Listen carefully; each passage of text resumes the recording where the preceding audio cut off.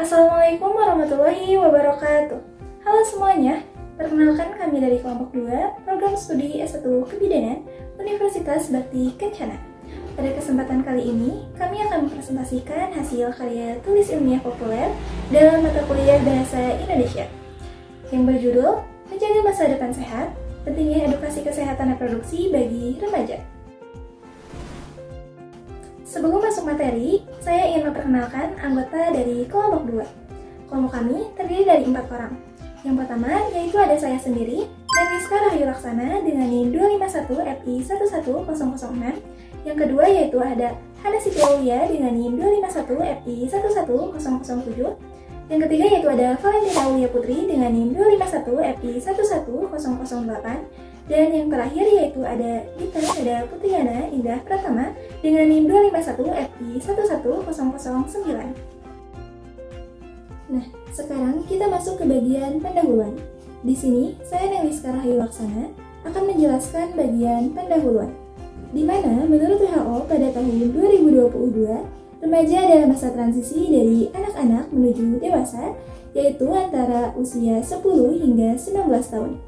Pada masa ini, banyak perubahan, baik itu secara fisik, psikologis, maupun sosial.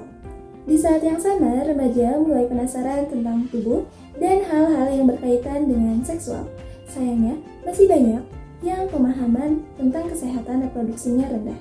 Beberapa penelitian seperti Wahyuningsi dan Nur Hidayati menunjukkan pengetahuan kesehatan reproduksi remaja masih kurang, yaitu laki-laki sekitar 57%, sedangkan remaja perempuan sekitar 63%. Selain itu, data dari BKKBN juga mencatat bahwa sebagian remaja usia 15-19 tahun sudah pernah melakukan hubungan seksual, terutama di daerah pedesaan. Kondisi ini menunjukkan bahwa edukasi kesehatan reproduksi sangat penting agar remaja bisa membuat keputusan yang sehat dan menghindar dari perilaku beresiko. Baik, perkenalkan saya Valentina Aulia Putri. Pada bagian ini saya akan melanjutkan penyampaian materi pada bagian pembahasan. Masa remaja merupakan periode penentu masa depan suatu bangsa untuk perkembangan fisik, mental, dan emosional guna membentuk masa dewasa yang sehat. Namun, kenyataannya banyak remaja masih memiliki pengetahuan yang terbatas mengenai kesehatan reproduksi. Kesehatan reproduksi sendiri merupakan keadaan sejahtera fisik, mental, dan sosial secara utuh, yang tidak semata-mata terbebas dari penyakit dan juga kecacatan, tetapi dalam semua hal yang berkaitan dengan sistem reproduksi, serta fungsi dan prosesnya. Hal ini dikemukakan oleh Setiorini dan juga tim pada tahun 2020.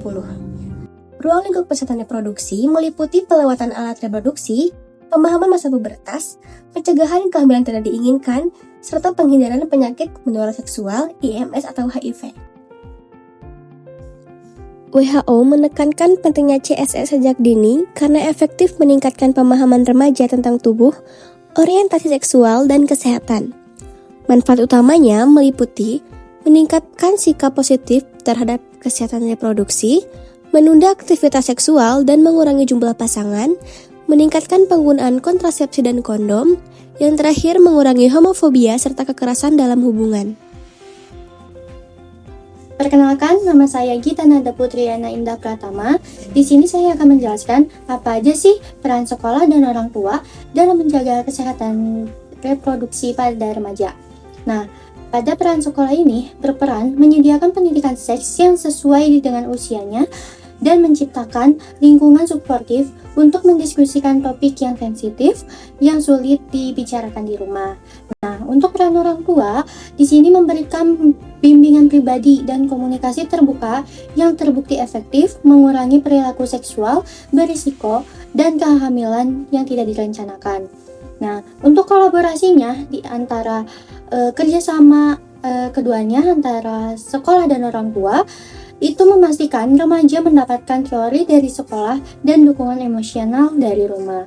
Selanjutnya, apa aja sih dampak dari kurangnya edukasi kesehatan reproduksi yang dapat memicu berbagai resiko yang serius? Nah, antara lainnya, yang pertama, itu terjadinya kehamilan yang tidak diinginkan. yang akibatnya itu dikarenakan minimnya pengetahuan tentang kontrasepsi yang berdampak pada masalah fisik, psikologis, sosial, dan finansial. Lalu selanjutnya yaitu masalah kesehatan. Nah, risiko pengabaian perawatan reproduksi yang tepat seperti keterlambatan mendeteksi infeksi saluran reproduksi, endometriosis, atau masalah hormonal. Lalu yang terakhir itu ada pada dampak psikososial, yang dimana munculnya stigma, diskriminasi, penurunan rasa kepercayaan diri, gangguan kesehatan mental, hingga penurunan kualitas hidup secara keseluruhan.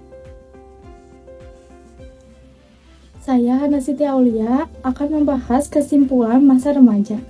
Merupakan fase peralihan penting yang ditandai dengan perubahan fisik dan psikologis, serta meningkatkan rasa ingin tahu terhadap tubuh dan seksual.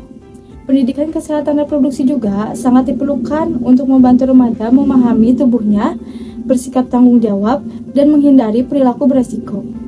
Edukasi seksual menyeluruh yang ditekankan oleh WHO terbukti meningkatkan pengetahuan, sikap positif, serta perlindungan remaja dari berbagai resiko. Peran sekolah dan orang tua juga sangat penting dalam memberikan edukasi yang tepat dengan membangun komunikasi yang terbuka. Dengan dukungan keduanya, remaja dapat tumbuh menjadi individu yang sehat dan bertanggung jawab.